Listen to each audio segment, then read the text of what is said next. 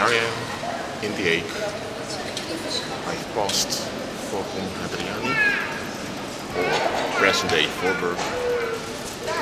Well, it's Sunday, yet the city is alive. Not because people are already producing or, contributing anything. They're just, wasting their lives, wasting their time, as usual. As I mentioned before, addictions don't take holidays. Okay? So, what I want to talk about is, we read in the book of Peter.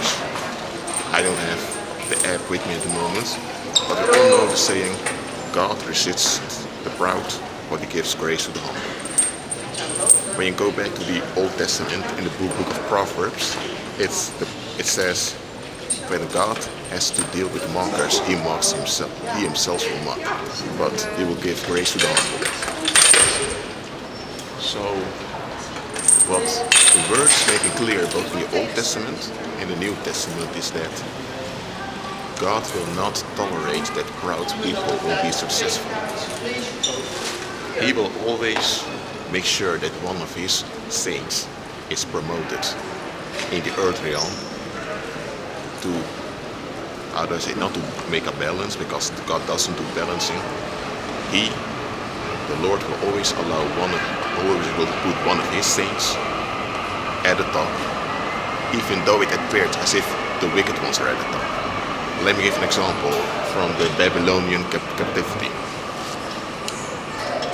First, let me tell you a little bit of history of the Neo-Babylonian Empire. You see, the book of Daniel begins at the second captivity of Jerusalem, because there was a previous captivity of Jerusalem. You can read about it in the book of Jeremiah, from chapters 1 to 20, I believe. But there were also other things happening during that time that aren't recorded in the Bible. You see, the Bible is the history book of the whole human history of every war that happened. It is a history book also, but it doesn't contain everything. However, you can read one of those apocrypha books. Those are books that aren't included in the biblical canon. I've read a little history about how the Babylonian Empire was established during that time. And the thing was, Nebuchadnezzar, he was the crown prince at the time, the heir apparent. His father was still alive, but he was the regent because his father couldn't reign. And Nebuchadnezzar, the heir apparent, together with the chief commander of the Babylonian army, he and the chief commander of the Babylonian army, they had war with Assyria. Why? Because the Assyrian Empire was falling apart and Babylon wanted to take over the world, basically.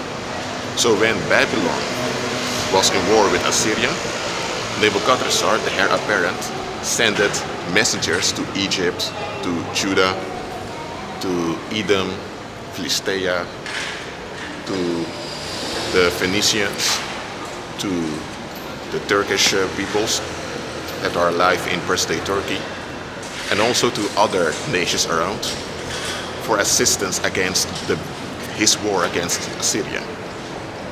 There was no reason at all for any of those nations to help Babylon, because Babylon, wasn't a very kind people towards the rest of the world.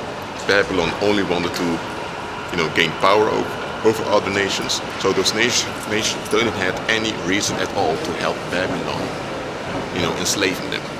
So what happened? Those messengers were sent back naked to Babylon, and that was a humiliation for Babylon. However, Nebuchadnezzar, together with his chief commander of the Babylonian army, they defeated Assyria. And after they defeated Assyria, they actually made peace with Assyria because they couldn't, they didn't have enough power, military power to subdue Assyria.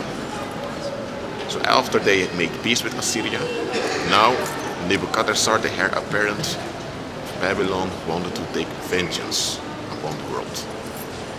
In his eyes, he was offended because those other governments of other nations didn't want to help him with his, battle with Assyria, and so now all those nations, the whole world had to pay. So they gathered an army of 180,000 men.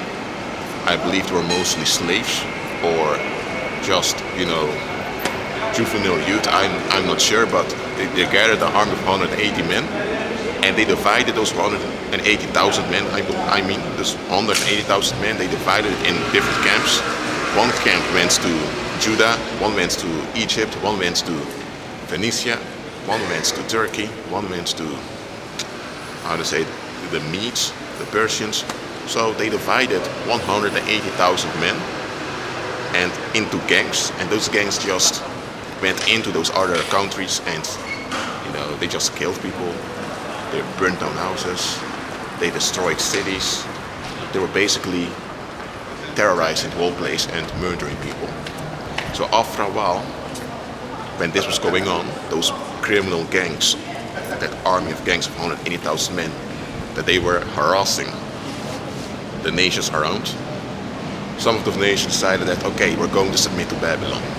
And that's how the Babylonian Empire was established. And later on, the kingdom of Judah was also taken captive. That's where the Babylonian captivity began for the Hebrew people from the tribe of Judah and Benjamin. Just notice one thing. Nebuchadnezzar, at the time of the second captivity of Jerusalem, was king because his father just died. As the new king of Babylon and the new Babylonian Empire that was established, he kidnapped the people of Judah to the Mesopotamia. So I don't know if it was 2 or 3 million people, but there were millions of people who were deported towards Mesopotamia, and few Hebrews remained behind. And Jerusalem was destroyed, and also the temple. They were robbed, basically. This was one big mistake that Nebuchadnezzar made. In his pride, he deceived himself. You see, because you chained, not literally, but you've kidnapped 2 to 3 million people and placed them in your own homeland. So those people you've transported from Judah to Mesopotamia, they are now in Mesopotamia, where Babylon is, where the capital of the Babylonian Empire is. So if those 2 to 3 million people wanted to take over the Babylonian Empire, they could easily do it because they were already shattered in Mesopotamia, the home country of the Babylonians. And not only did Nebuchadnezzar kidnap a whole people, which was a huge mistake, he also appointed Hebrew young men, teenagers, into his service, and Daniel was one of them.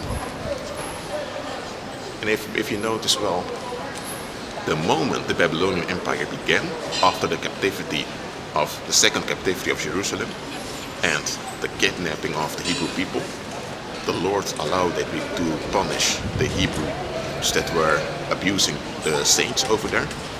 However, the moment the Babylonian Empire began, there were already troubles. And who was the one that Nebuchadnezzar had to ask for assistance? Daniel, who was just a teenager at the time. Daniel grew up and remained, near the Babylonian court.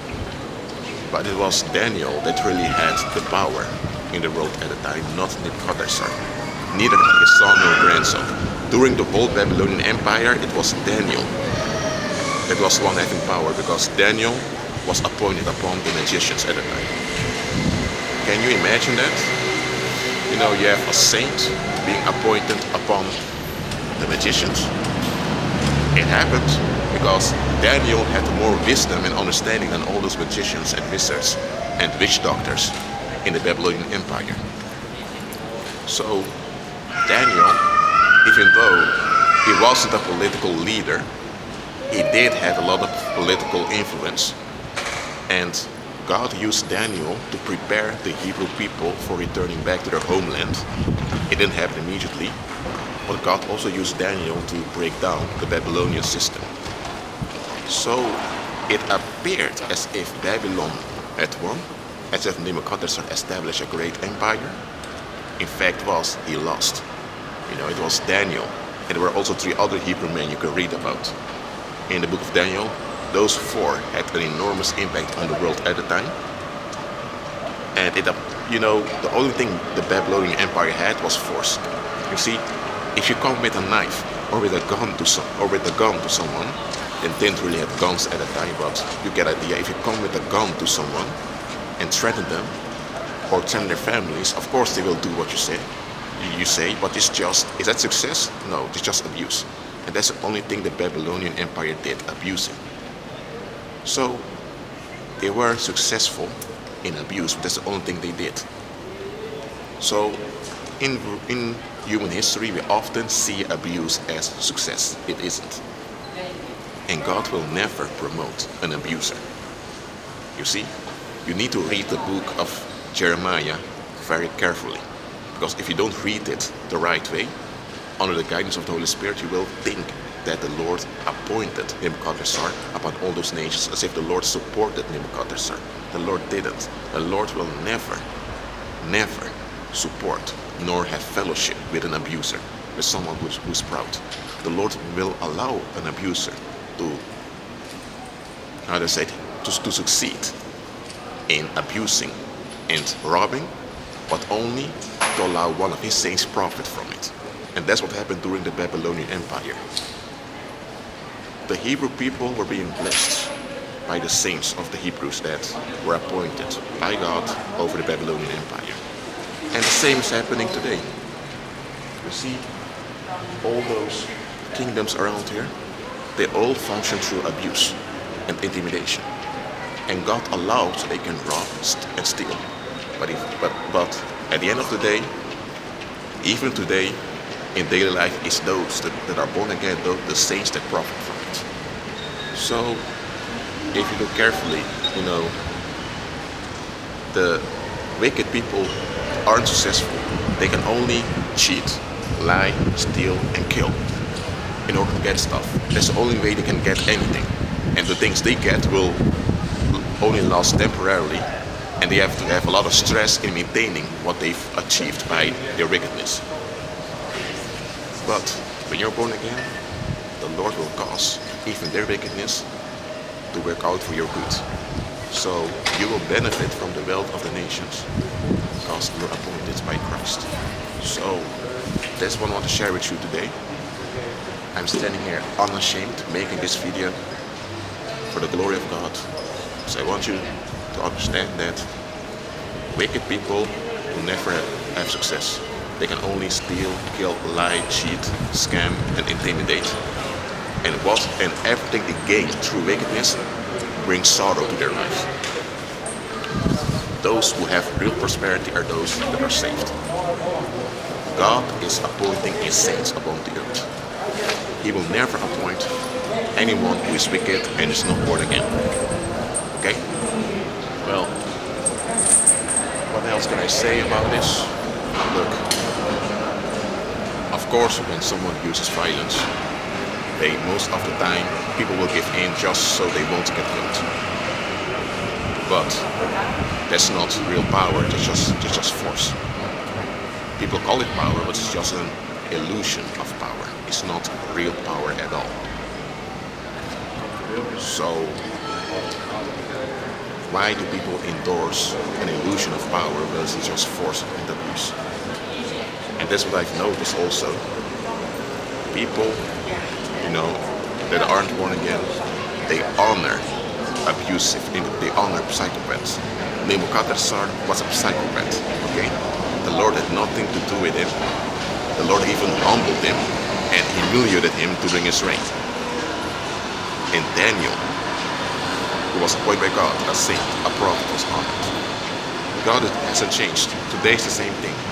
These saints are appointed as the real kings and emperors of the earth, and all others who aren't born again are only stealing and robbing to have something, and the Lord is persecuting them.